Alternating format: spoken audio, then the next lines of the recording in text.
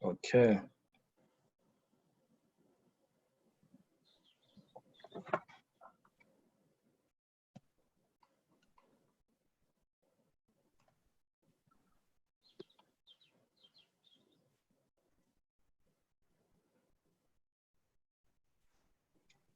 Hello, everyone. We're very happy that you're able to join us for this webinar now. I see participants are joining us in droves as they join. Um, Welcome very much as you join us. We're waiting for more participants so that we can officially begin. I'm hosting from Nairobi, and I'm joined by Dr. Richard Thomas, who is in Cambridge in the UK. And it's a fine afternoon here as we try to do this webinar during these hard times. My name is Kiondo Wawero. I'm the project manager for the East African coverage of conservation and wildlife journalism project at the Internews Earth Journalism Network. Earth Journalism Network is a community of 12,000 members in over 180 countries that is committed to improving and increasing the quality and coverage of wildlife and conservation issues around the globe. For more information on this, you can visit our website at earthjournalism.net. And this is our first webinar for the East African project that we're hoping to be joined by you media friends from Kenya, Uganda, Rwanda, Tanzania, and even South Sudan. But for the EJN Global, which is a project of Internews, we've had other webinars that you can actually access on our website that I have just shared, which is earthjournalism.net. As we wait for more people, I see more participants are joining us now. Probably I could introduce our speaker for today, who is head of communications at Traffic. Traffic is the wildlife trade monitoring network, and I believe Dr. Thomas will be telling more about himself. He's worked in the conservation for more than 20 years, so good people, we in good hands at Traffic, but he started his conservation career at the Bird Life, where he spearheaded the avian flu influenza outbreak communication in 2006 and 2007. And today, he's the main spokesperson for Traffic on the SARS-CoV-2, which is, I believe, is the severe acute respiratory syndrome coronavirus 2 outbreak. SARS-2 is the virus that causes the COVID-19 disease. And soon, we'll be having Dr. Thomas take us through a presentation on today's webinar, which is the role of wildlife trade and the risk of the spread of zoonotic diseases to humans. So we'll have a few house rules that we're hoping to look at as you join in. You're on mute, so you're not able to ask questions on voice. But if you look at the bottom of your screen, you'll see a few icons or features. There is a Q&A feature. We do hope that you are able to type in there all your questions. Please don't use the chat feature. Again, use the Q&A for the questions that you have, and kindly try to keep them short and concise and as relevant to the topic of discussion today as possible. So I think at this moment, before I welcome Dr. Thomas, I would like to welcome you again during these hard and unique times. And we hope that you are well and safe. Thank you very much for joining us. And I would like to welcome Dr. Thomas now to introduce himself. And as we share the ground rules one more time, and then we'll go ahead to his presentation. Dr. Thomas will present for about 20 minutes, thereabouts, I hope, Dr. Thomas. And then after that, we'll open up to Q&A, and my colleagues will help me to select the questions, and we'll hope to answer as many of them as we can. And kindly also note that we are recording this webinar, and it will be available immediately after this conversation on our website at earthjournalism.net. Thank you so much, Dr. Thomas, and for taking time during these difficult times to join us. And we're very much looking forward to your presentation. The floor is yours for now. Thank you very much, Kayendu, for your very kind introduction. I hope everybody can hear me and see me. As Kayendu mentioned, I'm going to give a short presentation, and then after that there'll be plenty of time for some questions, and I hope to answer as many of those as I can do. So let's start straight away with the presentation then. I'm just going to share my screen.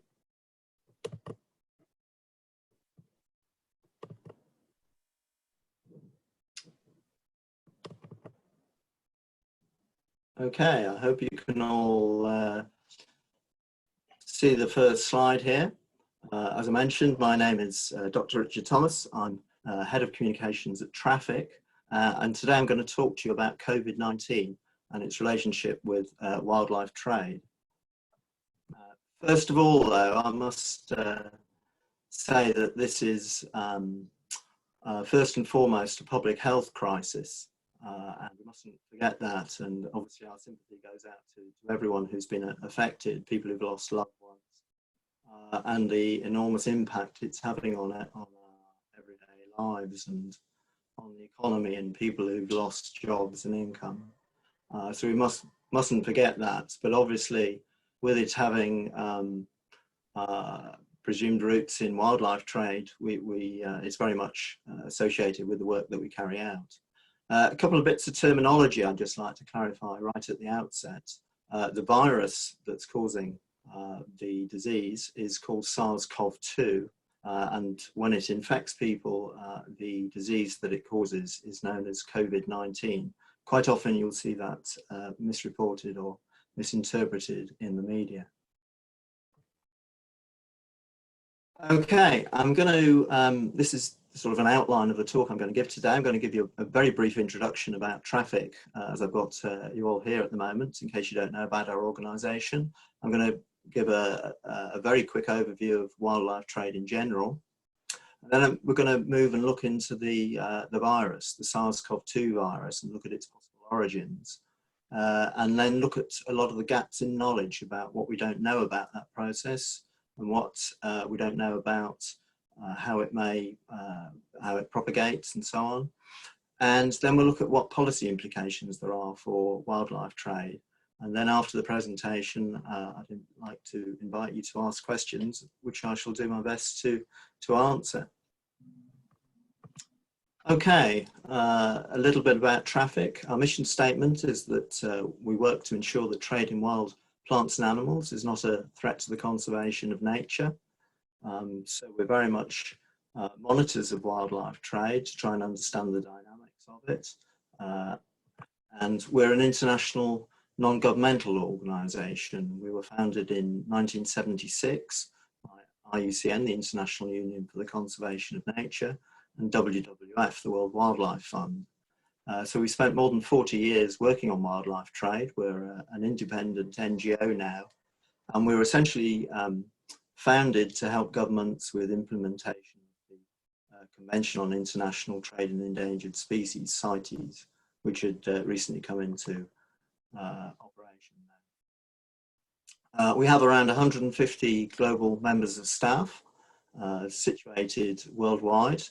The majority of staff are actually based in Asia and Africa. The headquarters office is in the United Kingdom, and we have offices on 5 continents. And we have a policy of making all our information about wildlife trade open and freely accessible. So if there's a particular area that interests you, I'd strongly encourage you to drop by our website, www.traffic.org, where you can find a huge library of PDFs around a whole variety of topics related to wildlife trade. Just a reminder that there's essentially two sides to wildlife trade, and this is how we work in traffic. We work on trying to prevent illegal trade and poaching, which are clear threats to conservation, sustainable development, and even national security. Well, we also try and promote legal wildlife trade that can offer essential revenue and development opportunities for communities, for countries and local communities. We call them our green work stream and our red work stream. Wildlife trade in general. Now, wildlife is a commodity just like any other commodity that's traded internationally. And the main markets are East Asia, North America, and the European Union. There's quite often a lot of confusion you read in the media about the term markets. What's a wildlife market? And you probably have heard the term wet markets quite a lot lately too. A wildlife market is essentially something like this illustration on the right of the screen here, somewhere that only sells wildlife, and it's the dominant thing that's in commerce there, whereas you'll have heard the term wet markets, and that is actually a much more general term, and wet markets actually refer to markets that sell fresh produce. So it can be anything from groceries, fruit and vegetables. And within some of these wet markets in Asia, there may be stalls that sell wildlife. But the terms aren't interchangeable, although you frequently see them confused in media reports in particular.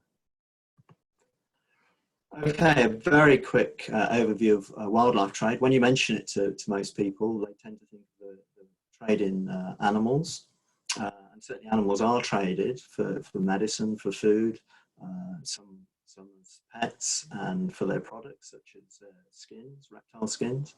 But actually, in terms of overall wildlife trade globally, it's quite a small percentage that's animal trade. It's something like 3% in terms of value. More than double that are non-wood forest products, things like fungi. There's also trade in food plants, ornamental plants, and a big global trade in medicinal and aromatic plants. But the biggest wildlife commodities actually in trade are fisheries, which is something like a quarter of all wildlife species that are traded, and obviously very, very important for food and nutrition for billions of people worldwide.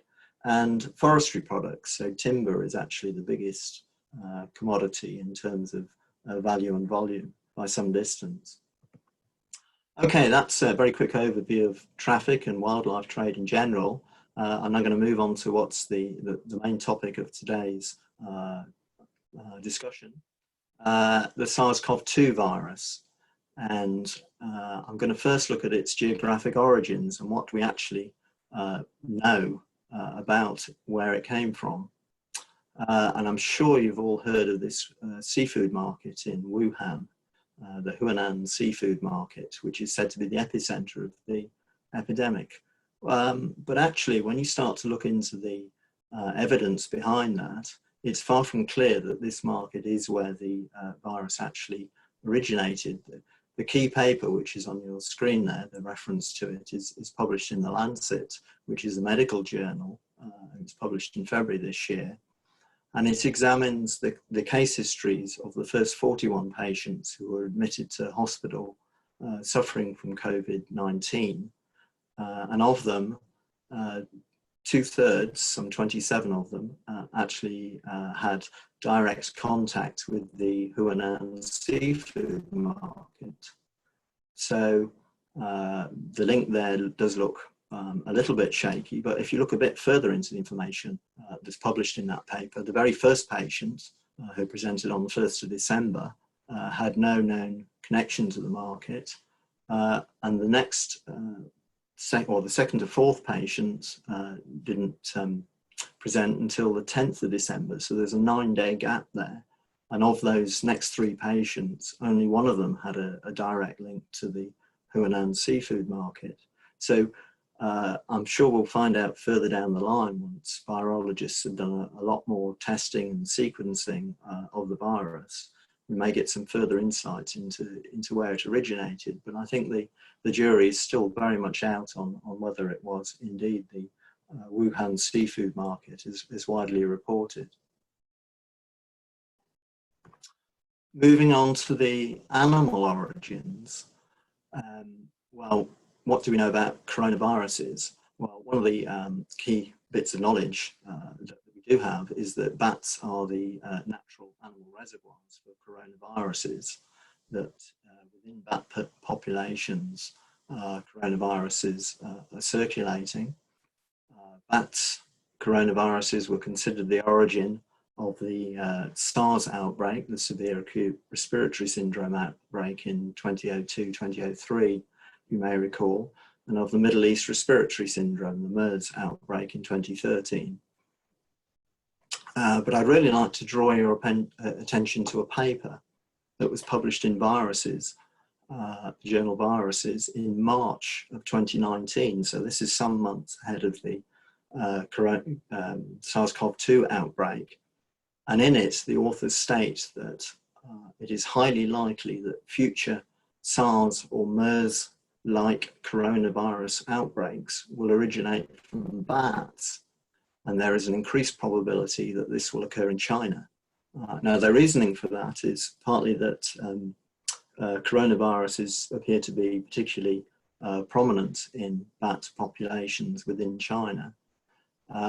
Although they are found worldwide. So, you know, coronaviruses are known in bats in North America, for example. But I do think that their words were quite extraordinary considering how events turned out just a few months later. So what do we know about bats in trade? I apologise, there's rather a lot of text on this screen, but I think there's a very, very important statement that we're coming to. Well, first of all, bats themselves are rarely seen, very rarely seen in trade in China. We do see some trade of fruit bats, mainly in Southeast Asia, Indonesia in particular. But bats themselves don't appear in markets, or we have very little evidence of that. However, there is a folk medicinal use for bats in China, and there's a paper that was published in February this year that appears in Letters in Applied Microbiology, looking at the potential risks from coronaviruses in traditional Chinese medicine. And I'm going to read out the statement at the bottom because I had to read it 2 or 3 times before I quite believe what I'd just read. But it states, the authors state, that the use of bats in TCM is of great concern, and the use of the greater horseshoe bat is of particular interest. The feces of this bat, Yaming Sha in Chinese, marketed as vespertilionosis, is used to cure eye conditions, while body parts are dried and added to wine or ground into a powder for oral intake as a means to detoxify the body. Both practices could be highly risky in case an animal was infected with a coronavirus, particularly the first use, as the virus can be present in feces and can enter a host via the eye. So I think that's a very clear warning from the authors of this paper about the potential dangers of using bat feces in a medicinal manner. Now, I mentioned earlier the SARS outbreak and the MERS outbreak. Both of those, the original virus was believed to have come from bats, but in order to cross the species barrier from bats into people, both were believed to go via another animal group. In the case of SARS, it was believed the coronavirus transferred from bats to civets and then from there made the jump to people. In the case of MERS, it was thought that the coronavirus jumped from bats to camels to people. And you may have seen there's been a great deal of speculation as to whether pangolins are the missing link in how coronavirus, the SARS-CoV-2 virus, obtained the ability to infect people, whether it went from bats to pangolins to people. And there was a paper published just a few months ahead of the COVID-19 epidemic in October 2019, again in the journal Viruses, that found evidence of coronaviruses infections in Malayan pangolins. And subsequently, in February of this year, the South China Agricultural University made a claim of a greater than 90% genetic overlap with human SARS-CoV-2 in pangolin populations. Now, their original claims haven't stood up to full scientific scrutiny. Nevertheless, there is quite a high degree of overlap between the coronaviruses found in pangolins and that the SARS-CoV-2 found in people. So the link with pangolins certainly remains possible, but it's far from proven at this stage.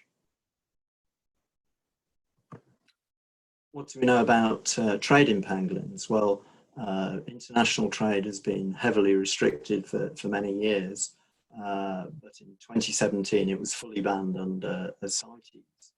Now, traffic has been studying the trade in pangolins, and we found something like an average of 20 tons of pangolins and their parts are trafficked internationally every year.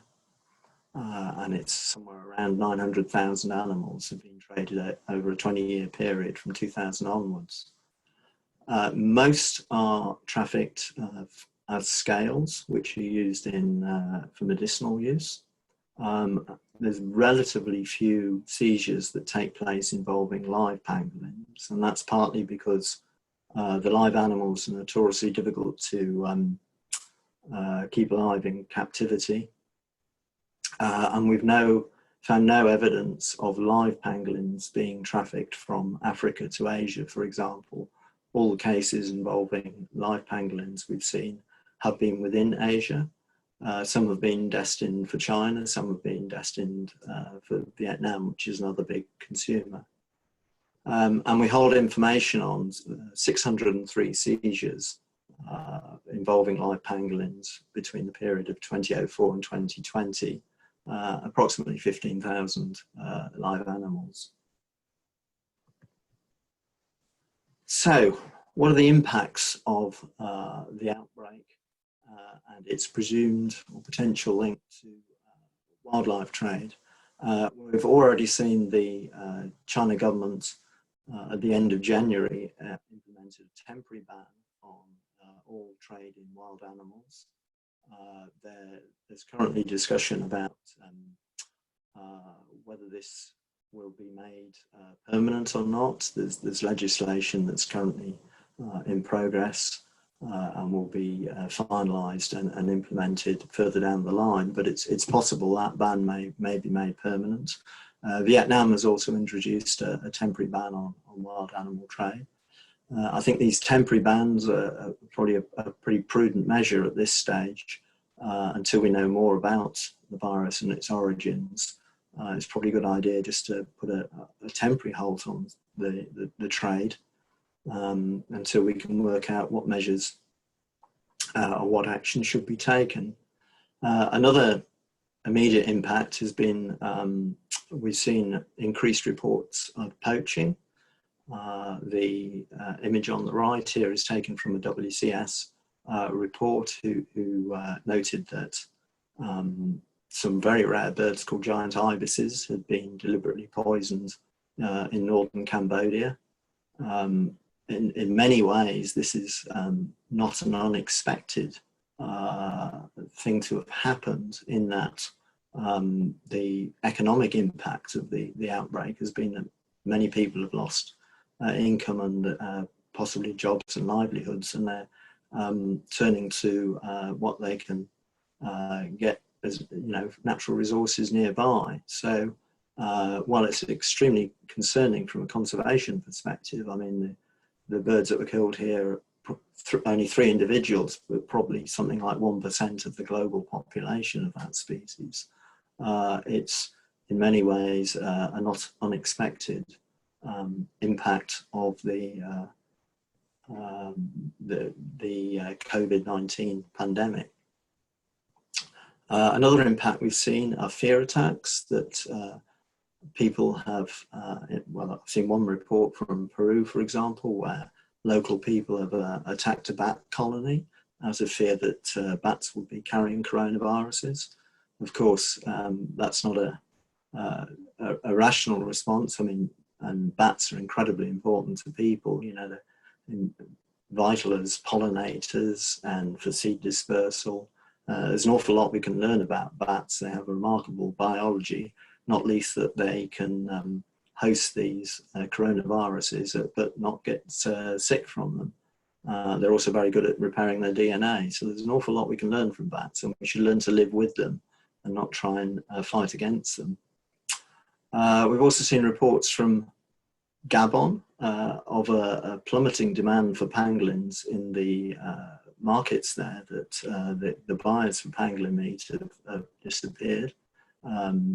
How widespread or how long term that's going to be remains to be seen. There's another area that we're keeping a close eye on, which is how the demand for certain medicinal plants that are used in treatments for COVID-19 might be affected. This was something that happened post-SARS, that particular medicinal plants, many of which are wild harvested, were suddenly in very high demand. And their populations, they were basically over harvested, and their populations suffered.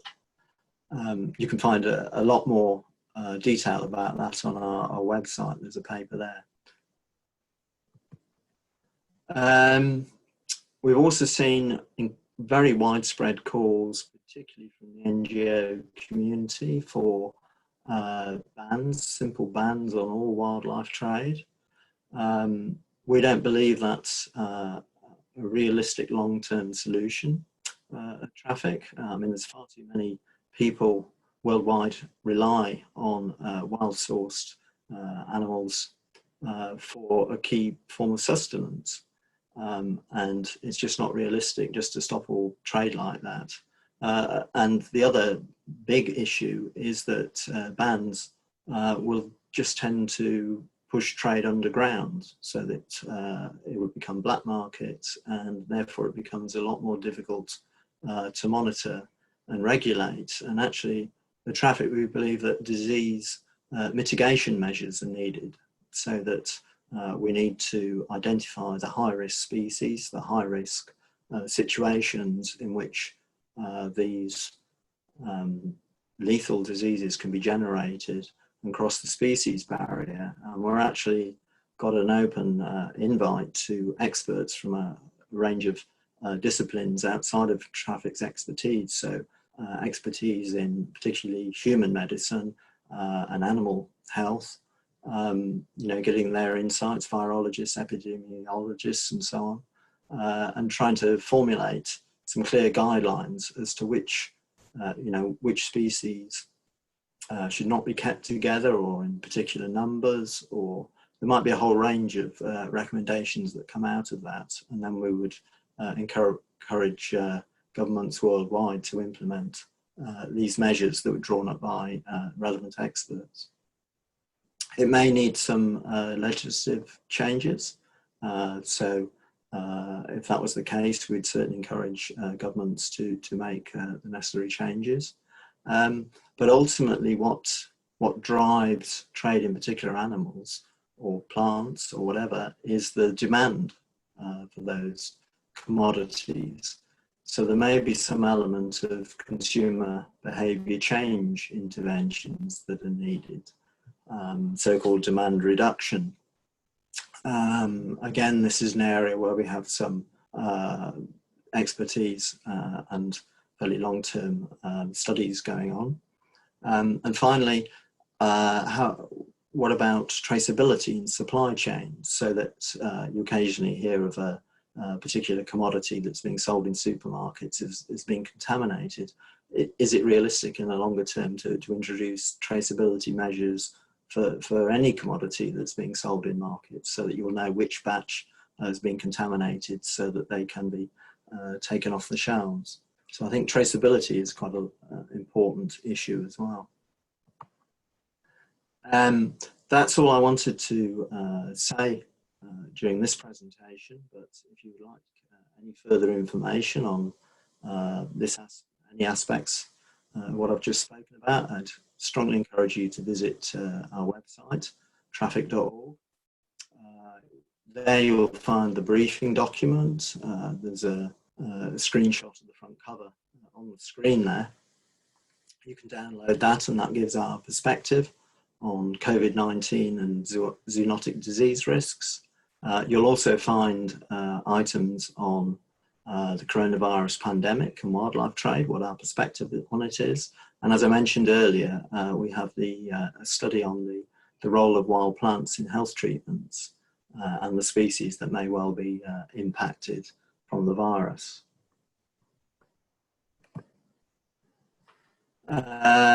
So at that point, I'd like to stop there and invite questions. If there's any questions we don't have time to get to today, or I haven't got the resources at hand to answer them, then my email's on the screen there, richard.thomas@traffic.org, and I'd be happy to try and follow up with anything you may have. Thank you. Thank you so much, Dr. Thomas, for your informative presentation. Dear colleagues who joined for this traffic, if you are not there when we're doing introductions, my name is Kiondo Wawero, a project manager for Earth Journalism Network, a project of Internews here in East Africa. And we were joined by our guest today, Dr. Richard Thomas of Traffic, who's just presented. And now, Dr. Richard, we have several questions that I will read to you one by one. And I would like to remind our participants, kindly, when you asking your question, could you kindly tell us where you are, who you work, and where you're writing from, and where you work. Thank you very much. And I have one question, Dr. Thomas. When you say that in one of your slides that the pangolins, there is still no link to a possible connection to coronaviruses, and there are several studies that are being done. Do you know of any study that is close to these, to giving us the link, if at all? There's the South China Agricultural University. They claimed a very strong link to the pangolins virus, to SARS-CoV-2, but their initial claims, and I'm a bit fuzzy on the exact details, but basically it wasn't as big an overlap in the genetic code of the virus as they had originally claimed. It was only in one part of the virus that there was the degree of overlap they'd stated. And so the scientific community has now looked at their results and said, okay, it's possible that it's the pangolin link, but it's by no means as clear as you made out. Nevertheless, I think it was quite a finding that pangolins can host coronaviruses. That was a pretty new finding, and it was made just before the outbreak of COVID-19. So clearly that people have been studying what viruses can be carried by different animal groups, and this was a bit of a surprise, I think. But whether it will ever be proven that pangolins are the missing link, or whether it may turn out to be another animal group, we don't know at this stage. But obviously, there's plenty of people now looking and sifting through the evidence, and we hope to get a firm answer one way or the other down the line, if indeed there is an intermediate group. I mean, it's again, virologists may be able to pin down whether it may be a direct back to human transfer. Thank you so much, Dr. Thomas, for that. If now I could read you some of the questions, probably we can answer one by one. I have one from Caroline Chebet, writing from Kenya in Nakuru County. And she's referring to one of your reports titled Flying Under the Radar, that Jomo Kenyatta International Airport was flagged as a hot spot where many seizures of pangolins were recorded. How is the current situation? Is Kenya still one of major transit route on illegal wildlife trade? Yeah, it was. The report was a joint one with the C4ADS, another study you're referring to, and certainly Kenya. Yes, it has certainly had a problem in the past as being a major exit point for illegal wildlife products leaving the African continent. However, there have been a number of moves, particularly at the seaports, to try and clamp down on people who are trafficking products through them. So we've seen the introduction of trained sniffer dogs, for example, which can help with checking seaport containers.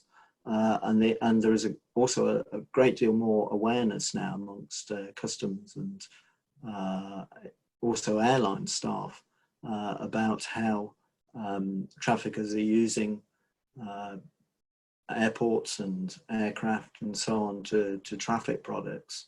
And indeed, we have a program called Routes, which traffics the lead on a partnership called the Routes Partnership, which is working with the aviation sector, working at airports with the security staff there, with the customs officers, and also with airline staff, so that they're trained to look out for telltale signs that products are being smuggled through those outlets. So the aviation sector as a whole is very much stepping up to this issue.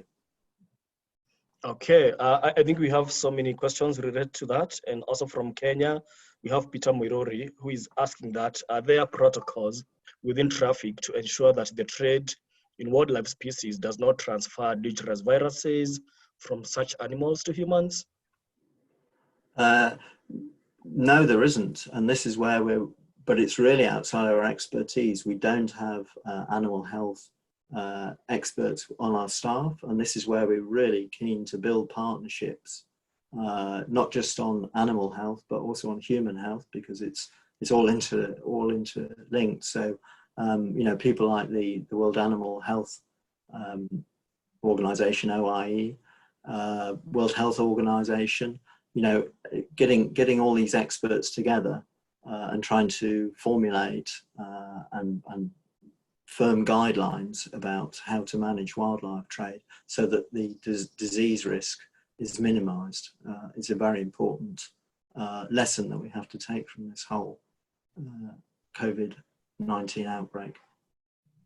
Okay, thank you. I know you mentioned about the temporary ban of wildlife trade in China, and Yi Neing, I hope I'm pronouncing your name right, is asking, how important is the role of Southeast Asian nations in combating IWT? Well, the Southeast Asia region is a major one for trafficking of wildlife. You know, there's a lot of products that are trafficked within that region and also to elsewhere beyond their borders. But it is a global issue. Yes, Southeast Asia does have a particular problem, but it's by no means the only region that has issues with this, and all governments need to step up. I mean, well, obviously Traffic's been saying for years that illegal wildlife trade is a serious problem, but I think this latest outbreak has just brought home how potentially what the potential impacts are if things go as badly wrong as they have done. Okay, DT Patil from he's not saying where he's from. He's asked a question that I think you referred to in the presentation about, has there been any demand reduction interventions in China, if that is where maximum demand is generated from? And you said that the demand is actually going down. Could you talk to that briefly? Yes, there are have been some demand reduction measures in China, but prior to this, it was focused on ivory, to trying to persuade people to use other alternatives to ivory, this is way in advance of the COVID-19 outbreak. So from that perspective, yes, what we don't know is what the long-term impact of the outbreak will be on demand for things like pangolins. I mean, one of the issues that we're coming up against is that, of course, all our staff are homebound at the moment, so we're very much relying on what we can glean from the internet to try and understand what the impacts are being on the ground, because we can't get out and survey markets and so on. But the indications are that there's been a short-term drop in pangolin demand. Whether that will be sustained remains to be seen. I suspect, given the severity of this, that it may well be a long-term impact, but we shall see. Yeah, we do hope so. And there is actually another question connected to that, which is interesting, from Clifford Akumu, who is a freelance environment journalist from Kenya. He's saying fear attacks on wildlife believed to have transferred the virus to humans is likely to decimate their numbers. What can be done? Well, I think it's got to be education. I mean, as I mentioned in the presentation, we need bats. Bats are vital for the environment, and that it's not bats that have been spreading this virus. It's possibly they were the origin, but you can't put the blame on them. We can learn a lot from their biology about how their bodies can cope with it. So they should be our allies, and plus we need them for a healthy environment. So I can understand the fear response as being a gut reaction, but it's not an appropriate response. So that's a question of trying to make sure that when you're writing stories, it's trying not to evoke that response in people, for people to understand that bats are our friends. We need to live with them. I think that's a very good, important point, how we write our stories to make sure we don't we don't take the conversation further and report, as you said, that bats are our friends.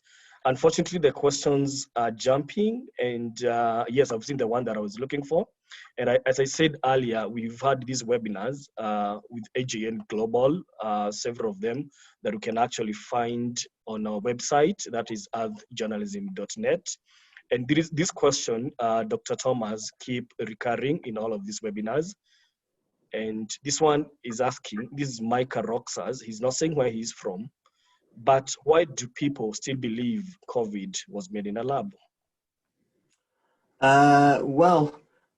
I'm not an expert virologist, but there is a paper that's been published that, according to virologists, proves that it's not a laboratory made virus. It's not a man-made one. Now, I don't understand the science of it. It's outside of my area of expertise, but I'm confident that if a peer-reviewed scientific paper is saying that no, it cannot be from a lab, that it will just be the rumor mill working, claiming that it is. I trust in the scientists, but I accept that they have expertise in areas that I simply don't. So I'm confident that's not where it originated. Okay. Wow. I'm selecting questions and they keep going away. I have Christian Vincent. Again, does it say where he or she is from? And the question is, since bats are carriers of coronavirus, but are not getting sick from it, can we further study the resistance of bats on how to find a possible cure or vaccine for the disease? I know you just said you're not a virologist, but what do you think about this? Well, absolutely. I think there's a lot we can learn from the biology of bats. Again, I've read that apparently they very rarely get cancer, for example, because their biochemistry is such that they can repair their DNA very, very efficiently and very rapidly. So they have a incredible tolerance to viruses. The fact that these coronaviruses can circulate without negative impacts on bat populations. So I'm sure there is a lot we can learn. It's not something that that would be within traffic's sphere, but there are sort of biologists and virologists and so on who I'm sure will be looking at that aspect. I think on the vaccine question, it's more a question of time that the sooner we get a vaccine, the sooner we can get out of this sort of bind that COVID-19 has got us into. And I think they're just using the tried and trusted routes that they know will generate vaccines. But even so, it may be months away before there is a human vaccine. The most optimistic guesstimation I've heard is this September, but I think most experts are saying it will be about a year away before we get a vaccine. About a year, you said. And yeah, dear participants, some of the questions are similar to what we've already been answered, or Dr. Thomas probably hinted on them during his presentation. So if you can look at the Q&A feature, the answered questions that our colleagues are trying to just say this one have been answered. So probably it's good to refer to that before, actually typing.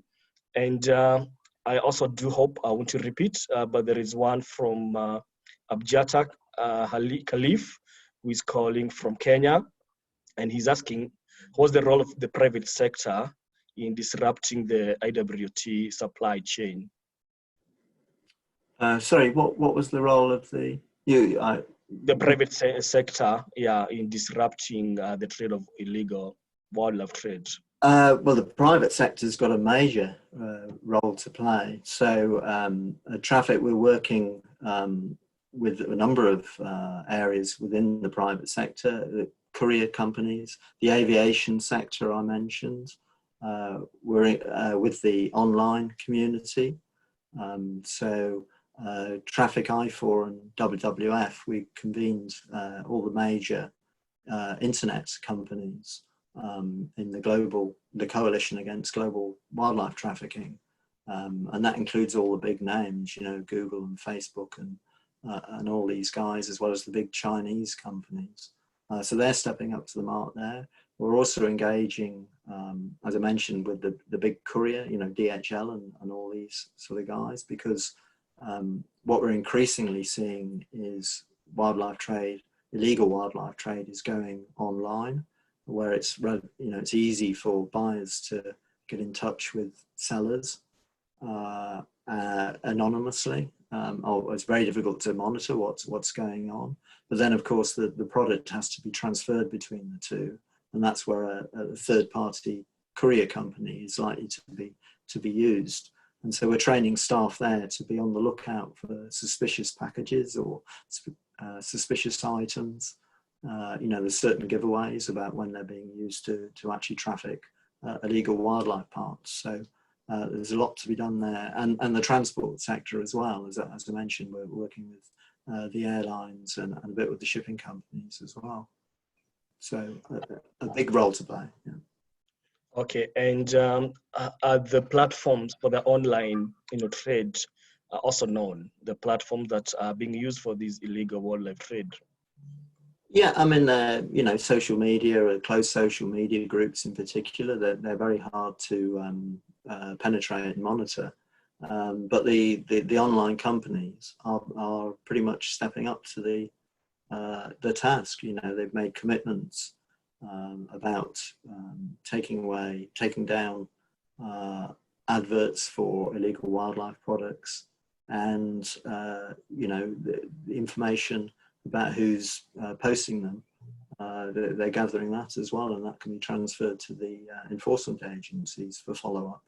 So there has been a very positive response, I would say, from the online sector. Okay, I think when we were doing the introduction, we mentioned that you spearheaded the response of the H5N1 bird flu outbreak of 2006 and 2007 for the traffic. And I see Joy from the Philippines of Digital Life Asia asking, what can we do to combat misinformation and conspiracy theories surrounding the origins of COVID-19? And I know we're joined by our colleagues in the media. From your experience, how can we best tell this story? That's a good question. I'm glad you mentioned the H5N1 bird flu there, because that there was basically a major misinformation campaign that was being perpetrated by the commercial poultry industry, because the natural reservoir for that virus was in wild bird populations, in wildfowl, but it was actually created and generated, the virulent form, within the commercial poultry industry, and it was being passed from commercial poultry operation to commercial poultry operation. But every single news report was saying it was wild birds that were doing the transportation, and it was just nonsense. When you actually looked into the science of it, you could find connections between all the outbreaks, between where there were commercial poultry operations taking place.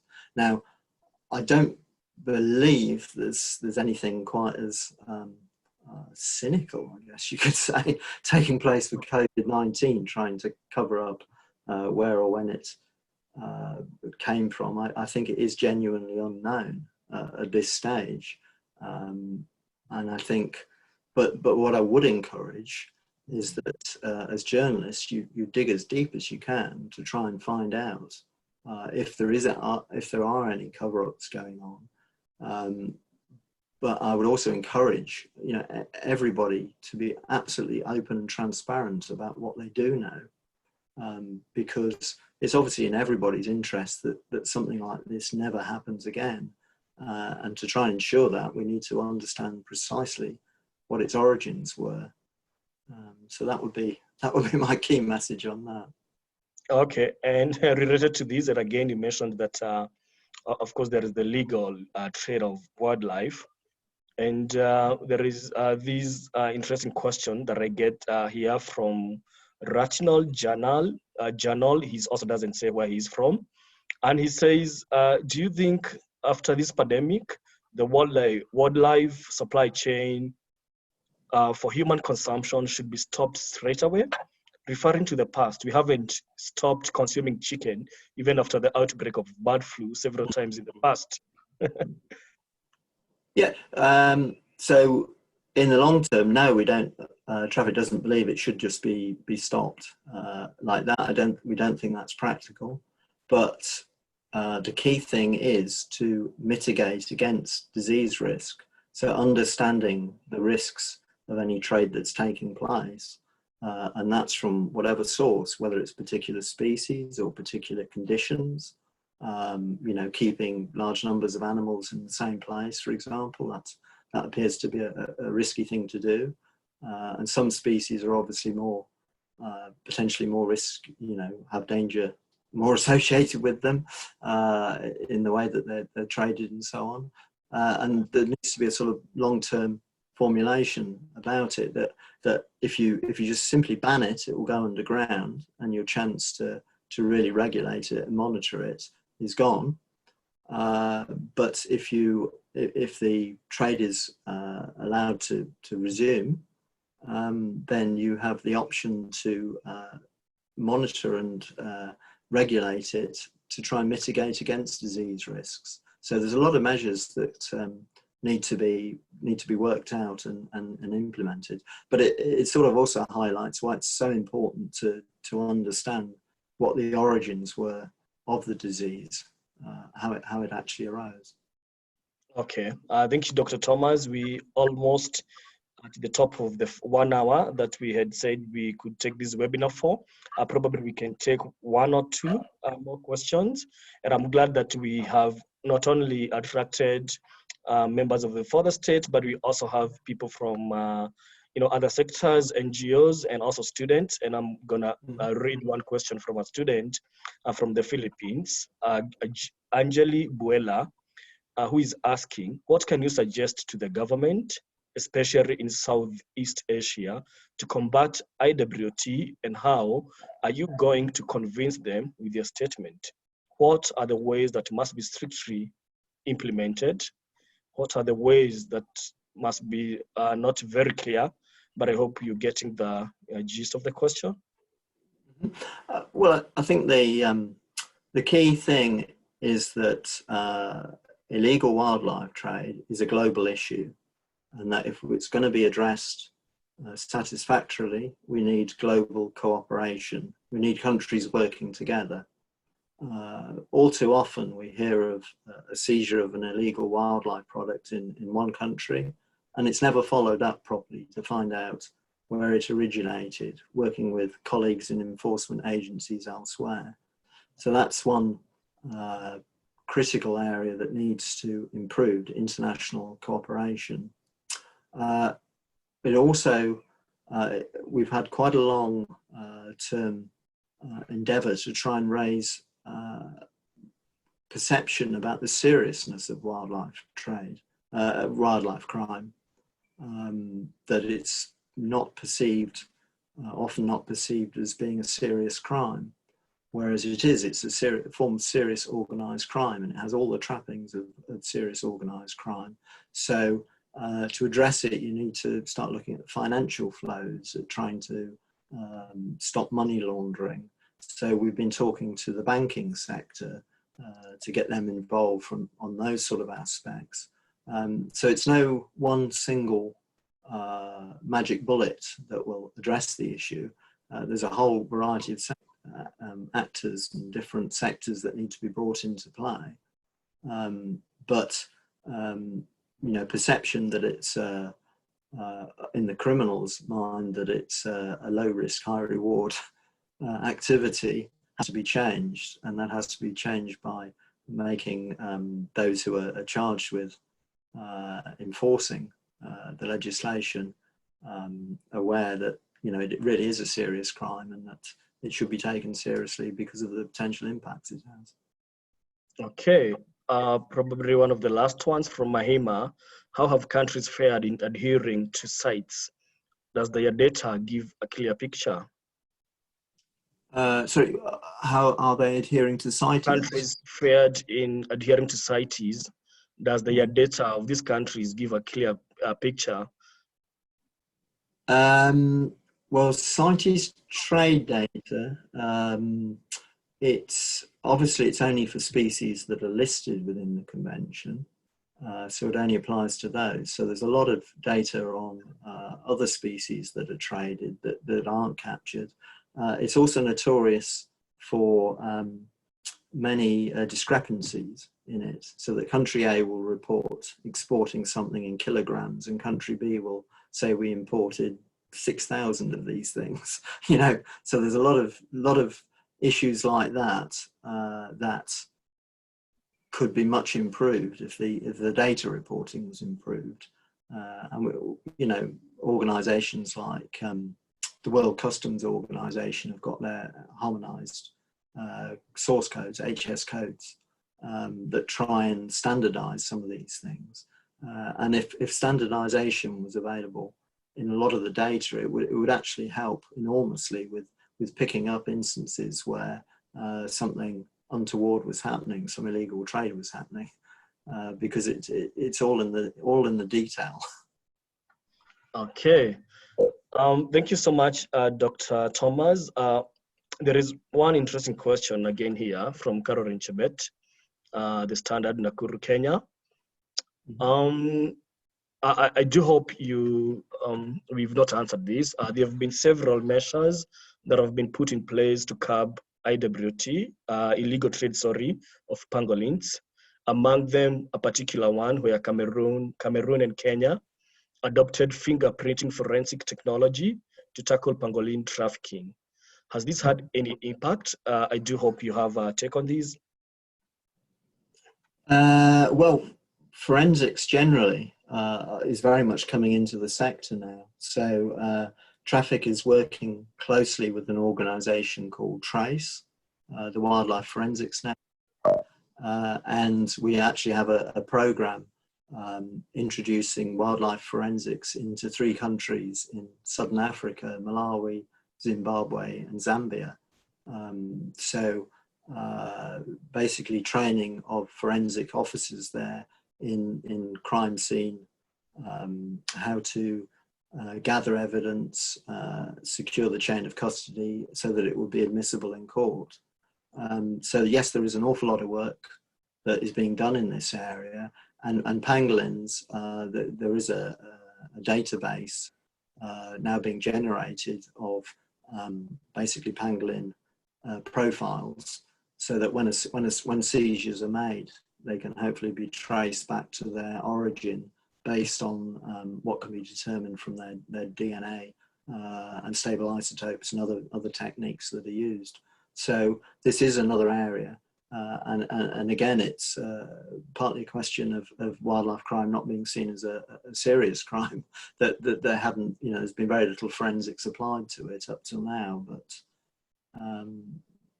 it is a growing area, and one that I'm positive will produce results down the line. Do you think it's changing now? Do you think this is gonna change? Because I think you've said that 3 to 4 of new diseases, viruses from that are zoonotic. Do you have cause for worry? Do you predict that it might get worse than COVID-19 in the future? Wow, I think that's the risk. I mean, I think the SARS outbreak, for me, it was really the wake-up call that we need to take the disease risk associated with trade in animals more seriously. And we failed to heed that. Globally, we failed to heed that, and now we're experiencing the COVID-19 outbreak. This has been so widespread and damaging, killing thousands of people and shattering the world's economy, that you would anticipate that the lessons that we're gathering from it will be learnt and taken on board.